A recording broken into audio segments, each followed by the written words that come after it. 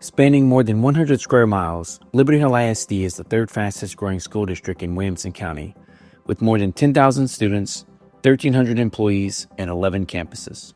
The district received statewide recognition this summer with the top 10 finish in the UIL Lone Star Cup, which recognizes school districts for achievement in academics, athletics, band, and fine arts. Texas public school districts don't have the same buying power that they once did. Over the last 6 years, costs have increased by more than 20% due to inflation, while funding from the state has only increased by 1%. This spring, the state increased funding by an additional $55 per student, when district costs have increased by an estimated $1,400 per student during that time. Staring down a budget deficit in the future, the district may cuts through reductions and attrition. Over the last 2 years, Liberty Hill ISD cut $10 million from programs and staffing, leading to larger class sizes, fewer student programs, and reduced teacher support. Without additional funding, Liberty Hill ISD will have to cut at least an additional $3 million from the budget. The district's fund balance will remain out of compliance with TEA requirements, and the district would have to take out operational loans to make payroll. That's why on August 18th, the Board of Trustees unanimously called for a voter-approved tax rate election for the November 4th ballot, which we refer to as Proposition A.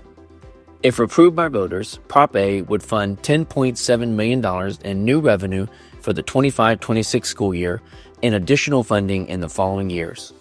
These dollars would go to the maintenance and operations budget, which would allow the district to address its funding priorities, student programs, safety and security, and teacher and staff recruitment and retention. Prop A would provide $7.2 million in funding that would restore cuts made to staffing positions and instructional resources that impact student programs. The budget reductions have impacted student programs in Liberty Hill ISD. Previously, each elementary and middle school had a dedicated gifted and talented teacher. Now, 2 teachers serve the whole district. Students are served in larger classes, and the 2 GT teachers have more work and responsibility. Each elementary campus used to have a dedicated behavior teacher who was trained to assist students who may struggle with social or emotional regulation. Those positions are now shared between campuses, and classroom teachers have taken on more of this responsibility. Science, technology, engineering, and math teachers were cut from the elementary campuses, and campus librarians now serve as librarians and STEM teachers. As a result, library time is part of the specials rotation, meaning students have reduced access to both STEM and library resources. The number of English as a second language teachers was reduced, and aides were cut. The state provides $55 per student in Liberty Hill ISD for safety and security funding. Costs run closer to $180 per student. Prop A provides $1.3 million for safety and security programs. Funds could help continue the School Resource Officer program, ensuring every campus is staffed with an armed SRO, and fund each campus visitor monitoring system without having to divert funds from other programs. There is a national teacher shortage, and Liberty Hill ISD competes with neighboring districts for teachers. Many districts have increased teacher pay, and the district cannot keep up without a rate increase.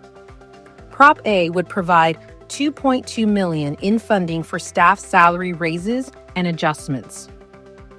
The district has made cuts where it can. 85% of its budget is for salaries of teachers and support staff. Over the last 2 years, budget reductions have included the elimination of 70 positions, including 20% of central office roles. The responsibilities of these positions were shifted to the remaining employees, which means their workloads have increased. The district had 15 open positions at the start of the 2025-26 school year. Liberty Hill ISD salaries for teachers with 5 to 10 years of experience are about $3,800 lower than neighboring districts, making it difficult to remain competitive for mid-career educators. Without additional funding, vacant positions may remain open longer. Prop A would also allow the district to reinstate most planning periods for secondary teachers and begin restoring support positions previously cut. Let's take a look at how Prop A works. The tax rate for school districts in Texas is divided into two parts. Each part funds different expenses. Each budget is funded by local tax dollars from property values, which are calculated by pennies collected per $100 of property value. One part of the tax rate is the maintenance and operations, or M&O. This is used for people and programs, or the day-to-day operations of a district, like salaries and benefits, fuel, supplies, utilities, and equipment. In this selection, Prop A impacts the M&O budget. The other part of the tax rate is the Interest and Sinking Fund, or INS. Think of it as bonds and buildings, because these funds can only be used for payments on voter-approved bonds. It funds large capital expenditures like constructing a new school or renovating older facilities. The INS budget cannot be used for maintenance and operating costs.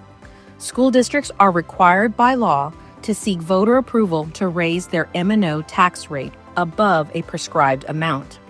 The election is referred to as a voter approval tax rate election, or VATRE. If Prop A is approved, the average monthly impact on a $470,000 home would be an additional $29 per month, less than $1 per day.